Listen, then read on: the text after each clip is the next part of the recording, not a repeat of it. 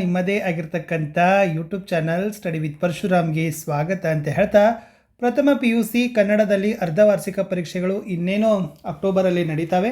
So ಇಲ್ಲಿ ಒಂದು 3 set question ಪೇಪರನ್ನು ನಾನು ನಿಮಗೆ ತೋರಿಸ್ತಾ ಹೋಗ್ತೀನಿ. ಆಲ್ರೆಡಿ ಭಾಳಷ್ಟು ವಿಡಿಯೋಗಳನ್ನು ಹಾಕಿದ್ದೀನಿ. ತಾವು ನೋಡದೇ ಇದ್ದರೆ PUC first and second year all exam question paper ಅಂತಲೇ ಒಂದು ಪ್ಲೇಲಿಸ್ಟ್ ಲಿಂಕ್ ಇದೆ. ಅದನ್ನು ಒತ್ತಿ ನೋಡಿದರೆ ನಿಮ್ಮ ಅರ್ಧವಾರ್ಷಿಕ ಪರೀಕ್ಷೆಗೆ ಬರ್ತಕ್ಕಂಥ PUನ ಎಲ್ಲ ಸಬ್ಜೆಕ್ಟ್ಗಳ ಕ್ವಶನ್ ಪೇಪರ್ಗಳು ಸಿಗ್ತವೆ.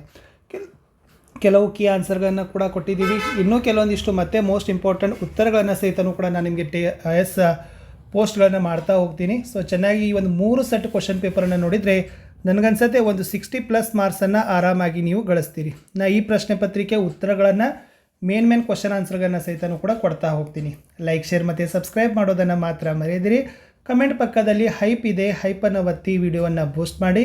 ವಾಟ್ಸಪ್ ಚಾನಲ್ ಮತ್ತು ಟೆಲಿಗ್ರಾಮ್ ಗ್ರೂಪ್ ಲಿಂಕನ್ನು ಪೇಸ್ಟ್ ಮಾಡಿದ್ದೀನಿ. ಅದಕ್ಕೆ ಬಂದು ಜಾಯ್ನ್ ಆಗೋದ್ರಿಂದ ಈ ಎಲ್ಲ PDF ನಿಮಗೆ ಅಲ್ಲಿ ಅವೈಲೇಬಲನ್ನು ಮಾಡ್ತೀವಿ. ಸೊ ಫಸ್ಟ್ ನೋಡ್ತಾ ಹೋಗಿ ಇಂಪಾರ್ಟೆಂಟ್ ಕ್ವಶನ್ ಮಾರ್ಕ್ ಮಾಡಿ, ಚೆನ್ನಾಗಿ ಪ್ರಾಕ್ಟೀಸ್ ಮಾಡಿ, ರಿಪೀಟ್ ಆಗೇ ಆಗ್ತವೆ. ಎಸ್, ಅಲಮ ಪ್ರಭುವಿನ ವಚನಗಳ ಅಂಕಿತ ನಾಮ ಕೇಳ್ತಾರೆ. ಒಬ್ಬರ ವಚನಗಳ ಅಂಕಿತ ನಾಮ ವೆರಿ ಮೋಸ್ಟ್ ಇಂಪಾರ್ಟೆಂಟ್. ಓಕೆನಾ. ನೆಕ್ಸ್ಟ್, ಲೋಕದ ಚೇಷ್ಟೆಗೆ ಬೀಜವಾದದ್ದು ಯಾವುದು? ಕಡೆಗೆ ಕರುಣಾಳು ರಾಘವನಲ್ಲಿ ತಪ್ಪಿಲ್ಲ. ಈ ಹೇಳಿಕೆ ರಾಮನ ಬಗ್ಗೆ ಸೀತೆಗಿರುವ ಯಾವ ಭಾವನೆಯನ್ನು ಸೂಚಿಸುತ್ತದೆ ಅಂತ ಕೇಳಿದ್ದಾರೆ. ಇನ್ನು ಅರಗಿಳಿಗೆ ಯಾವ ಬಣ್ಣವನ್ನು ಬರೆಯಲಾಗಿದೆ? ಕ್ಷಾತ್ರವಧೆ ಮಾಡಿದವನು ಯಾರು? ಜ್ಯೋತಿಷದ ಪ್ರಕಾರ 9 ಗ್ರಹಗಳಿವೆ, ಆದರೆ ಸೂರ್ಯ ಚಂದ್ರ ಗ್ರಹಗಳಲ್ಲ. ಈ ಹೇಳಿಕೆ ಯಾವ ಅಭಿಪ್ರಾಯವನ್ನು ಸಮರ್ಥಿಸ್ತದೆ ಅಂತ ಕೇಳಿದರು. ಇನ್ನು ಮಾಸ್ತರರಿಗೆ ಇನ್ನೂ ಎಷ್ಟು ವರ್ಷ ಸೇವೆ ಇತ್ತು? ಬೋಳೆ ಶಂಕರನ ಊರು ಮೋಸ್ಟ್ ಇಂಪಾರ್ಟೆಂಟ್, ಶಿವಾಪುರ. ಪಿಶಾಚಿಗಳು ಯಾರ ಹೆಸರು ಕೇಳಿದರೆ ಹೆದರುತ್ತವೆ ಅಂತ ಕೇಳಿದರು. ಕೊಳೆತ ಬಲೆ ಹಾಕಿ ಎಳೆದರೂ ಬರುವಂಥವರು ಪಿಶಾಚಿ. ಈ ಹೇಳಿಕೆ ಇವರಿಗೆ ಸಂಬಂಧಿಸಿದೆ ಅಂತ ಕೇಳಿದರು. ಇನ್ನು ಬಿಟ್ಟ ಸ್ಥಳದಲ್ಲಿ ಮೋಸ್ಟ್ ಇಂಪಾರ್ಟೆಂಟ್ ಇದೆ, ಕುಟುಂಬ ಯೋಜನಾ ಅಧಿಕಾರಿ ಹೆಸರು. ಸೊ ಗೊತ್ತಿದೆ, ನರಸಿಂಹಮೂರ್ತಿ ಅಂತಕ್ಕಂಥದ್ದು 11ನೇ ಉತ್ತರ. ಗ್ರಾಮದ ದೇವತೆ ಯಾರು? ಸೊ ಗ್ರಾಮದ ದೇವತೆ ನಾಗಮ್ಮ ಇರ್ಬೋದು. ಜ್ಯೋತಿಷ್ಯಗಳ ಭವಿಷ್ಯ ಓದಲು ಡ್ಯಾಶ್ ಆಗಿರುತ್ತದೆ ಅಂತ ಕೇಳಿದರು. ತಮಾಸೆ ಅಂತಕ್ಕಂಥದ್ದು ಉತ್ತರ ಬರಬೇಕು. ಇನ್ನು ಶಾಸ್ತ್ರಿ ಮಾಸ್ತರರ ಹೆಂಡತಿಯ ಹೆಸರೇನು ಅಂತ ಕೇಳಿದ್ದಾರೆ. ಇನ್ನು ಗೌತಮ ಜನಿಸಿದ ಸ್ಥಳ ಕೇಳಿದರು, ಲುಂಬಿನಿ ಅಂಥದ್ದು ನಿಮಗೆ ಗೊತ್ತಿರಲಿ. ಓಕೆನಾ. ಇನ್ನು ರನ್ನ ಕೇಳಿದ್ದಾರೆ. ರನ್ನ ಬರೆದಿದ್ದು ಯಾವುದಪ್ಪ ಅಂದರೆ ಗದಾಯುದ್ಧ ಅನ್ನೋದು ನಿಮಗೆಲ್ಲರಿಗೂ ಕೂಡ ಗೊತ್ತಿದೆ. ಅಕ್ಕ ಮಹಾದೇವಿ, ಇದು ಚನ್ನಮಲ್ಲಿಕಾರ್ಜುನ ವಚನಗಳ ಅಂಕಿತ ಬರ್ತದೆ. ಹರಿಹರ ರಗಳೆಯ ಕವಿ ಬರ್ತಾನೆ. ಲಕ್ಷ್ಮೀಶ ಜೈಮಿನಿ ಭಾರತ ಬರ್ತಾನೆ. ಕುವೆಂಪು ಇದೆ ರಾಷ್ಟ್ರಕವಿ ಅಂತಕ್ಕಂಥದ್ದು ಉತ್ತರ. ಸ್ವಲ್ಪ ಉತ್ತರಗಳನ್ನು ನೀವುಗಳು ಕೂಡ ಟೆಸ್ಟ್ ಮಾಡಿಕೊಡ್ರಿ, ಯಾಕೆಂದರೆ ಸೊ ನನಗೆ ಗೊತ್ತಿದ್ದನ್ನು ನಾನು ಉತ್ತರಗಳನ್ನು ನಿಮಗೆ ಕೊಡ್ತಾ ಹೊಂಟಿದ್ದೀನಿ. ಎಸ್, ಇನ್ನು 2 ಮಾರ್ಕ್ಸ್ ಕ್ವಶನ್ ನೋಡಿ. ಪದ್ಯ ಭಾಗದಲ್ಲಿ ಯಾವೆಲ್ಲ ರಿಪೀಟೆಡ್ ಕ್ವಶನ್ ಅಂದರೆ, ಕಾಲು ಮತ್ತು ದೇಹವನ್ನು ಯಾವುದಕ್ಕೆ ಹೋಲಿಸಲಾಗಿದೆ? ಇದು ಇಂಪಾರ್ಟೆಂಟ್ ಇದೆ. ತನು ಮನಧನಗಳನ್ನು ಮರೆಯಲು ಏನನ್ನು ತೋರುತ್ತಾರೆ ಅಂತ ಕೇಳಿದರು. ಇನ್ನು ಶಿವಲಿಂಗನು ಯಾವ ಹೂಗಳಿಂದ ಚೆನ್ನಯ್ಯ ಸಿಂಗರಿಸುತ್ತಿದ್ದ? ಇನ್ನು ಮಾದೇವನ ಶಿಶು ಮಕ್ಕಳ ಹೆಸರು ಅಂತ ಕೇಳಿದರು. ಕೇವಲ ನಿಮಗೆ 4 ಕೊಟ್ಟಿರ್ತಾರೆ, 3 ಮಾತ್ರ ಬರೀಬೇಕು. ಯಾವುದು ಪದ್ಯ ಭಾಗದಲ್ಲಿ ಎಷ್ಟು ಅಂಕ? 2 ಅಂಕಕ್ಕೆ ಇರ್ತಕ್ಕಂಥ ಪ್ರಶ್ನೆಗಳು. ಓಕೆನಾ. ಇದು ಕೂಡ ನಿಮಗೆ ಗೊತ್ತಿರಬೇಕು. ಮೇಲಿರ್ತಕ್ಕಂಥ ಇನ್ಸ್ಟ್ರಕ್ಷನ್ಸನ್ನು ಓದಿ. ಇನ್ನು ಗದ್ಯ ಭಾಗದಲ್ಲಿ ನೋಡಿ, ನಮ್ಮ ಯಾವ ಜಿಲ್ಲೆಗಳು ರಾಗಿಯ ಕಣಜಗಳಾಗಿದ್ದಾವೆ? ನಿರೂಪಕರ ಓರೆ ಕೋರೆಗಳನ್ನು ತಿದ್ದಿದ ಗುರುಗಳು ಯಾರ್ಯಾರು? ಜ್ಯೋತಿಷದ ಪ್ರಕಾರ ಗ್ರಹಗಳೆಷ್ಟು? ಅವು ಯಾವುವು? ನೇಪಾಳದ ವೈಮಾನಿಕ ಸಾರಿಗೆ ವ್ಯವಸ್ಥೆ ಹೇಗಿದೆ? ಸೊ ನೋಡಿ, ಗದ್ಯ ಭಾಗದಲ್ಲಿ 4 ಇದ್ದಾವೆ, ಕೇವಲ 2 ಮಾತ್ರ ನೀವು ಉತ್ತರಗಳನ್ನು ಕೊಡಬೇಕು. ಯಾವುದು? ಗದ್ಯ ಭಾಗ 2 ಮಾರ್ಕ್ಸ್ ಕ್ವಶನ್.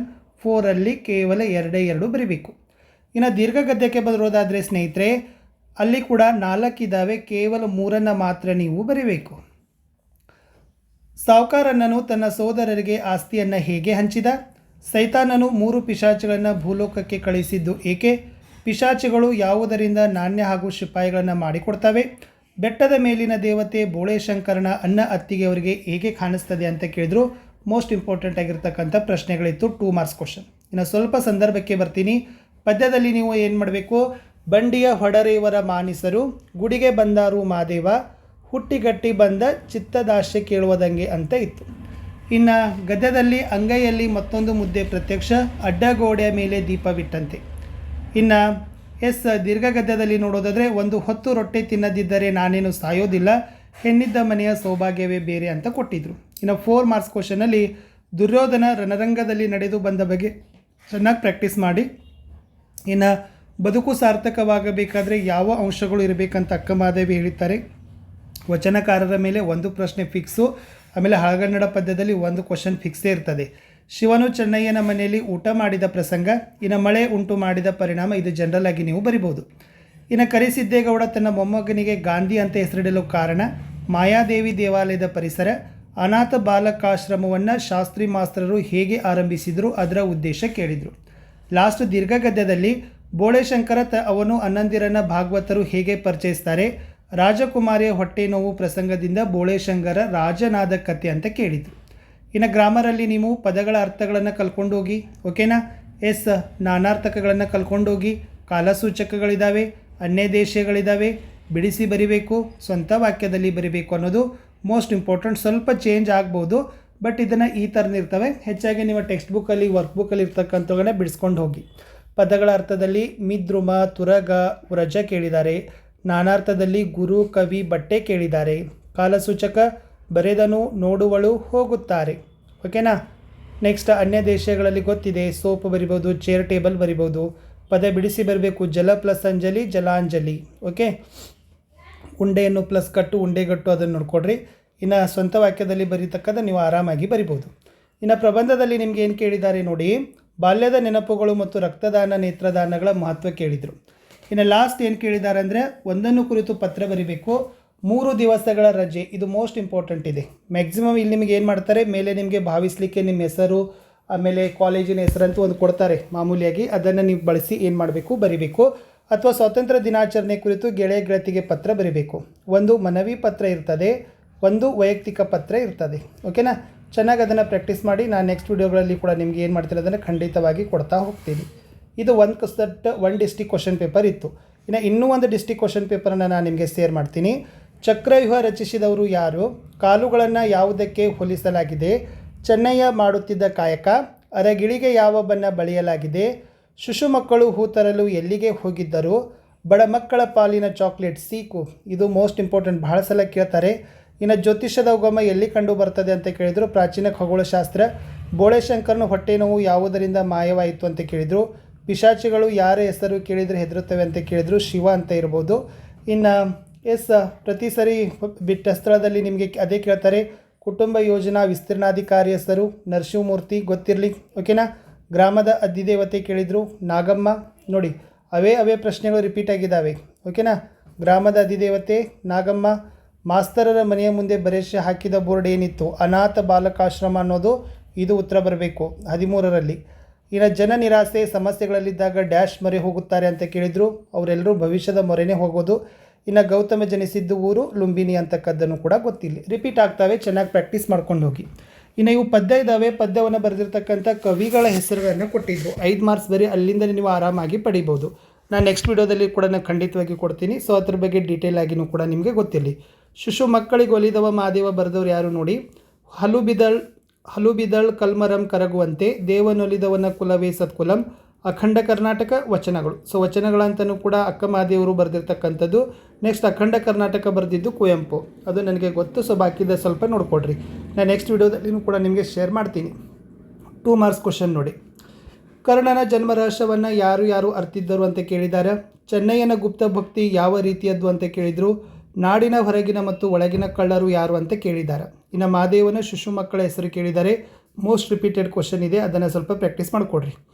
ಇನ್ನು ಗದ್ಯ ಭಾಗದಲ್ಲಿ ಕೇಳಿರ್ತಕ್ಕಂಥ ಪ್ರಶ್ನೆ, ನೇಪಾಳದ ವೈಮಾನಿಕ ಸಾರಿಗೆ ವ್ಯವಸ್ಥೆ ಹೇಗಿದೆ, ಪ್ರೈಮರಿ ಶಾಲೆ ಸೇರಿದಾಗ ನಿರೂಪಕರಣ ಅಂಬವ ಹೇಗೆ ನೋಡಿಕೊಳ್ತಿದ್ರು, ಜ್ಯೋತಿಷ್ಯದ ಪ್ರಕಾರ ಗ್ರಹಗಳು ಎಷ್ಟು, ಅವು ಯಾವುವು. ಇನ್ನು ದೀರ್ಘ ಗದ್ಯದಲ್ಲಿ ಸಾಹುಕಾರನನ್ನು ತನ್ನ ಸೋದರರಿಗೆ ಆಸ್ತಿ ಹೇಗೆ ಹಂಚಿದ, ಕೊಡಂಗಿಯು ತಾನು ಬೆಳಗ್ಗೆಯಿಂದ ಏನೇನು ಕೆಲಸ ಮಾಡಿದ್ದೇನೆಂದು ಹೇಳ್ತಾಳೆ, ಸೈತಾನನು 3 ಪಿಶಾಚುಗಳನ್ನು ಭೂಲೋಕಕ್ಕೆ ಕಳಿಸಿದ್ದು ಏಕೆ, ಪಿಶಾಚುಗಳು ಯಾವುದರಿಂದ ನಾಣ್ಯ ಮತ್ತು ಸಿಪಾಯಿಗಳನ್ನು ಮಾಡಿಕೊಡ್ತಾವೆ ಅಂತ ಕೇಳಿದರು. ಸ್ವಲ್ಪ ಸಂದರ್ಭಕ್ಕೆ ಹೋಗೋಣ. ನೀ ದೇವನಾದಡೆ ಎನ್ನನೇಕೆ ಸಲಹೆ ಅಂತ ಕೇಳಿದರು. ಇನ್ನು ನೃಪತುಂಗನೇ ಚಕ್ರವರ್ತಿ, ಪಂಪನಲ್ಲಿ ಮುಖ್ಯಮಂತ್ರಿ, ಪವಳದ ಲತೆಗೆ ಕೆಂಪಿಟ್ಟವರು ಯಾರು.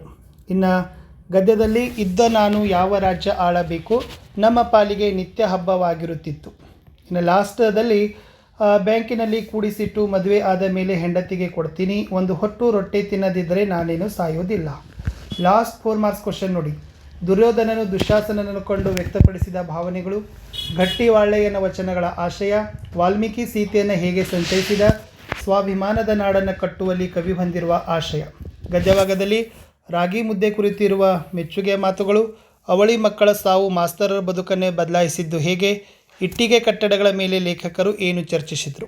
ಇನ್ನು ಲಾಸ್ಟ್ ದೀರ್ಘ ಗದ್ಯದಲ್ಲಿ ಬೋಳೆಶಂಕರ ಮತ್ತು ಅವನ ಅಣ್ಣಂದಿರನ್ನ ಭಾಗವತ ಹೇಗೆ ಪರಿಚಯಿಸ್ತಾನೆ, ಬೋಳೆಶಂಕರನ ಅಣ್ಣಂದಿರೇ ವಾಸಿ ಎಂದು ಪಿಶಾಚಿ ಏಕೆ ಹೇಳ್ತಾನೆ, ಬೋಳೆಶಂಕರ ನಾಣ್ಯ ಹಾಗೂ ಸೈನಿಕರನ್ನು ಪಡೆದ ಪ್ರಸಂಗ ಅಂತ ಕೇಳಿದರು. ಇನ್ನು ಗ್ರಾಮರಲ್ಲಿ ಪದ ಬಿಡಿಸಿ ಬರಿಬೇಕು ನೋಡಿ. ಮೋಸ್ಟ್ ರಿಪೀಟೆಡ್ ಅದೇ ಮಾಡಿದ್ದಾರೆ. ಜಲಾಂಜಲಿ, ಕತ್ತಿ ಹಿಡಿದು, ನ್ಯಾಯಾಲಯ.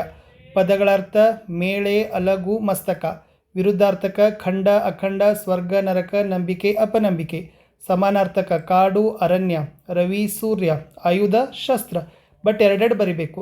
ತತ್ಸಮ ತದ್ಭವ ಕೇಳಿದ್ದಾರೆ. ಅಕ್ಷರ, ಅಕ್ಕರ, ವನ, ಬನ. ಇನ್ನು ಅನುಕರಣ ವ್ಯಯಗಳನ್ನು ಬಳಸಿ ಇದನ್ನು ನೀವೇನು ಮಾಡಬೇಕಪ್ಪ ಅಂದರೆ ಸ್ವಂತ ವಾಕ್ಯಗಳಲ್ಲಿ ಬಳಸಬೇಕು. ಕ್ರೀಡೆಯ ಮಹತ್ವ, ಜಾಹೀರಾತುಗಳ ಮಹತ್ವವನ್ನು ಕೇಳಿದ್ದಾರೆ. ನೆಕ್ಸ್ಟ್ ನಿಮ್ಮ ಊರಿನ ವಿದ್ಯುತ್ ಸಮಸ್ಯೆ ಪರಿಹರಿಸುವಂತೆ ವಿದ್ಯುತ್ ಶಕ್ತಿಯ ಮಂಡಳಿಯ ಮುಖ್ಯ ಅಭಿಯಂತರರಿಗೆ ಪತ್ರ ಬರೀಬೇಕು, ಅಥವಾ ನಿಮ್ಮ ಕಾಲೇಜಿನಲ್ಲಿ ಆಚರಿಸಿದ ಶಿಕ್ಷಕರ ದಿನಾಚರಣೆ ಕುರಿತು ನಿಮ್ಮ ಸ್ನೇಹಿತರಿಗೆ ಪತ್ರ ಬರೀಬೇಕು ಅನ್ನೋದನ್ನು ಕೊಟ್ಟರೆ ಕೇಳಿದರು. ಇನ್ನು ಲಾಸ್ಟ್ ಒಂದು ಕ್ವಶನ್ ಪೇಪರನ್ನು ಶೇರ್ ಮಾಡ್ತೀನಿ, ಇದು ಕೂಡ ಇಂಪಾರ್ಟೆಂಟ್ ಇತ್ತು. ಚಕ್ರವ್ಯೂಹ ರಚಿಸಿದವರು ಯಾರು, ದೇಹವೆಂಬುದು ಏನು ಅಂತ ಕೇಳಿದರು. ಇನ್ನು ಚೋಳ ದೇಶವು ಯಾರಿಗೆ ನೆಲೆಯಾಗಿತ್ತು, ರಾವನಾರಿ ಅಂದರೆ ಯಾರು, ಕಪ್ಪೆಗಳು ಎಲ್ಲಿ ಹುಟ್ಟಿ ಕೂಗ್ತವೆ, ರಾಗಿಗೆ ಎಷ್ಟು ವರ್ಷಗಳ ಇತಿಹಾಸವಿದೆ, ಶಾಸ್ತ್ರಿ ಮಾಸ್ತರರ ಹೆಂಡತಿ ಹೆಸರು, ಬೋಳೆಶಂಕರನ ಊರು, ಪಿಶಾಚಿಗಳು ಯಾರ ಹೆಸರು ಕೇಳಿದರೆ ಹೆದರುತ್ತವೆ, ರಾಜಕುಮಾರಿಗೆ ಬಂದ ರೋಗ ಯಾವುದು ಅಂತ ಕೇಳಿದರು. ನೋಡಿ ಇಲ್ಲಿನೂ ಕೂಡ ಅದೇ ಬಂದಿರೋದು. ಕುಟುಂಬ ಯೋಜನಾ ವಿಸ್ತರಣಾಧಿಕಾರಿ ಹೆಸರು ನರಸಿಂಹಮೂರ್ತಿ. ಹಿಟ್ಟಂ ತಿಂದಂ ಬೆಟ್ಟಂ ಕಿತ್ತಿಟ್ಟಂ ಅಂತಕ್ಕಂಥದ್ದು ಉತ್ತರ. ಬಡಮಕ್ಕಳ ಪಾಲಿಗೆ ಚಾಕಲೇಟು ಸೀಕುಬಾಕು. ಬುದ್ಧನ ತಾಯಿಯ ಹೆಸರು ಮಾಯಾದೇವಿ. ಕಪಿಲ ವಸ್ತುವಿನ ಇಂದಿನ ಹೆಸರನ್ನು ಕೇಳಿದ್ರು ಲಾರ್ಕೋಟ್ ಅಂತಕ್ಕದ್ದನ್ನು ಇರ್ಬೋದು. ಇನ್ನು ಸೇಮ್ ಹಾಡುಗಳು ಮತ್ತು ಅವುಗಳನ್ನು ಬರೆದಿರ್ತಕ್ಕಂಥ ಕವಿಗಳ ಹೆಸರುಗಳಿದ್ದಾವೆ, ಚೆನ್ನಾಗಿ ನೋಡ್ಕೊಡ್ರಿ. 2 ಮಾರ್ಕ್ಸ್ ಕ್ವಶನಲ್ಲಿ ಕರ್ಣನ ಜನ್ಮರಹಸ್ಯವನ್ನು ಯಾರ್ಯಾರು ಅರ್ತಿದ್ರು, ತಗವು ಸೂತಕಗಳು ಯಾವುವು, ಕಾವೇರಿ ನದಿಯ ಮಹಿಮೆ ಅಂಥದ್ದು, ವೃಕ್ಷವನ್ನು ಆದಿಕೇಶವ ಹೇಗೆ ಸಲುಹಿದ.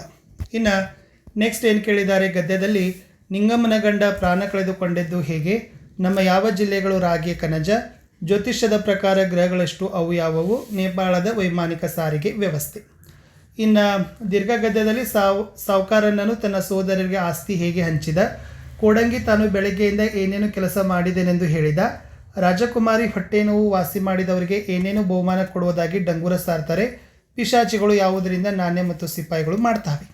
ಇನ್ನು ಸಂದರ್ಭಗಳು, ನಿನ್ನೊರೆಗೆ ದೊರೆಗೆ ಗಂಡರು ಮೊಳರೆ, ಶೀಲವೆಂಬುದೇ ಸೂತಕ, ಕಾವೇರಿ ಸೋಂಕಿದವರ ಪಾಪಮಂ ಸೋವೇರಿ. ಇನ್ನು ಗದ್ಯದಲ್ಲಿ ಇದ್ದು ನಾನು ಯಾವ ರಾಜ್ಯ ಆಳಬೇಕು, ಜ್ಯೋತಿಷ ಒಂದು ವಾಣಿಜ್ಯವಾಗಿದೆ. ದೀರ್ಘ ಗದ್ಯದಲ್ಲಿ ಇವನಿಗೇನು ಹೆಂಡತಿನೇ ಮಕ್ಕಳೇ, ಹೆಣ್ಣಿದ್ದ ಮನೆಯ ಸೌಭಾಗ್ಯವೇ ಬೇರೆ. 4 ಮಾರ್ಕ್ ಕ್ವಶನ್, ದ್ರೋಣನ ಕಳೆಬರವನ್ನು ಕಂಡು ದುರ್ಯೋಧನ ಹೇಗೆ ದುಃಖಿಸ್ತಾನೆ, ಚೆನ್ನಯ್ಯ ತನ್ನ ಕಾಯಕವನ್ನು ಹೇಗೆ ಮಾಡ್ತಾ ಇದ್ದ, ವಾಲ್ಮೀಕಿ ಸೀತೆಯನ್ನು ಹೇಗೆ ಸಂತೈಸ್ತಾನೆ, ಸರಸ್ವತಿಯ ಸಚಿವ ಮಂಡಲವನ್ನು ಬರೀರಿ. ಇನ್ನು ಗದ್ಯದಲ್ಲಿ ನೋಡೋದಾದರೆ ಕರಿಸಿದ್ದೇಗೌಡ ತನ್ನ ಮೊಮ್ಮಗನಿಗೆ ಗಾಂಧಿ ಹೆಸರಿಡಲು ಕಾರಣ, ರಾಗಿ ಮುದ್ದೆ ಯಾವ ಬಗೆಯ ಸಾರುಗಳ ಜೊತೆ ಸೇರಿ ಎಂಥ ರಸಾನುಭವವನ್ನು ಸೃಷ್ಟಿ ಮಾಡ್ತದೆ, ಮಾಯಾದೇವಿ ದೇವಾಲಯದ ಪರಿಸರ. ಇನ್ನು ಲಾಸ್ಟ್ ಕೇಳಿದರು ದೀರ್ಘ ಗದ್ಯದಲ್ಲಿ ನೋಡೋದಾದರೆ ಬೋಳೆಶಂಕರ ಮತ್ತು ಅಣ್ಣಂದಿರನ್ನ ಭಾಗವತರು ಹೇಗೆ ಪರಿಚಯಿಸ್ತಾರೆ, ಬೋಳೆಶಂಕರ ನಾಣ್ಯ ಮತ್ತು ಸೈನಿಕರನ್ನು ಪಡೆದ ಪ್ರಸಂಗ. ಇನ್ನು ಮತ್ತೆ ಗ್ರಾಮರಲ್ಲಿ ಕೇಳಿರ್ತಕ್ಕಂಥದ್ದು ಭಾಷಾಭ್ಯಾಸ ಇರ್ತದೆ. ಪದಗಳ ಅರ್ಥ ಬರಿಬೇಕು. ಬಿಪಿನ, ಕೈದು, ತುರಗ. ತುರಗ ಅಂದರೆ ಕುದುರೆ ಗೊತ್ತಿರಲಿ. ಪದಗಳ ತದ್ಭವ ಬರಿಬೇಕು. ಶೃಂಗಾರ, ಸಿಂಗಾರ, ಅಡವಿ, ಅಟವಿ, ಶಿಶು, ಸಿಸು. ವಿರುದ್ಧಾರ್ಥಕ ಪದ ಕೇಳಿದ್ದಾರೆ. ಸ್ವರ್ಗ, ನರಕ ಇದೆ, ಉಪಕಾರ, ಅಪಕಾರ ಇದೆ, ಸಜ್ಜನ, ದುರ್ಜನ. ಇನ್ನು 2 ದ್ವಿರುಕ್ತಿ ಬರಿಬೇಕು. ನಡೆ ನಡೆ, ಮುಂದೆ ಮುಂದೆ, ಓದು ಓದು, ಈ ಥರ. ಅನ್ಯ ದೇಶೀಯ ಪದಗಳನ್ನು ಕೇಳಿದರು. ಸ್ವಂತ ವಾಕ್ಯದಲ್ಲಿ ಬರಲಿಕ್ಕೆ ಕೇಳ್ತಾರೆ. ತಲೆಬಾಗು, ಮಂಗಳಾರತಿ, ಕಾಲು ಕೀಳು. ಇನ್ನು ಪ್ರಬಂಧದಲ್ಲಿ ಮಾತೃಭಾಷೆ ಅಥವಾ ಕ್ರೀಡೆ ಕೇಳಿದ್ದಾರೆ. ಪತ್ರಗಳಲ್ಲಿ ಗೌರಿ ಗಣೇಶ ಹಬ್ಬಕ್ಕೆ ಆಹ್ವಾನಿಸಿ ಗೆಳೆಯ ಗೆಳತಿಗೆ ಒಂದು ಪತ್ರ ಬರೀಬೇಕು, ಅಥವಾ ಕೆನರಾ ಬ್ಯಾಂಕಿನಲ್ಲಿ ಖಾತೆ ತೆರೆಯಲು ಅವಕಾಶ ಕೋರಿ ಬ್ಯಾಂಕ್ ವ್ಯವಸ್ಥಾಪಕರಿಗೆ ಪತ್ರ ಬರಲಿಕ್ಕೆ ಕೇಳಿದರು. ಇಷ್ಟು ಒಂದು ಮಾಡೆಲ್ ಕ್ವಶನ್ ಪೇಪರನ್ನು ನಾನು ನಿಮಗೆ ಕೊಟ್ಟಿದ್ದೀನಿ.